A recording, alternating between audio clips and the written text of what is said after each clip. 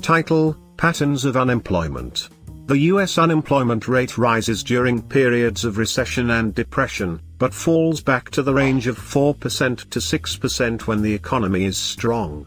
Unemployment rates differ by group: higher for African-Americans and Hispanics than for whites, higher for less educated than more educated, higher for the young than the middle-aged. Women's unemployment rates used to be higher than men's, but in recent years men's and women's unemployment rates have been very similar. In recent years, unemployment rates in the United States have compared favorably with unemployment rates in most other high-income economies. Unemployment rates do fluctuate over time. During the deep recessions of the early 1980s and of 2007 to 2009, unemployment reached roughly 10%. Unemployment rates in the late 1990s and into the mid-2000s were rather low by historical standards.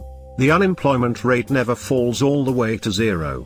The timing of rises and falls in unemployment matches fairly well with the timing of upswings and downswings in the overall economy. No significant upward or downward trend in unemployment rates is apparent.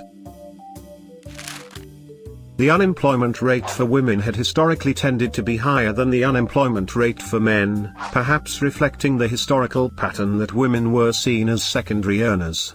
By about 1980, however, the unemployment rate for women was essentially the same as that for men.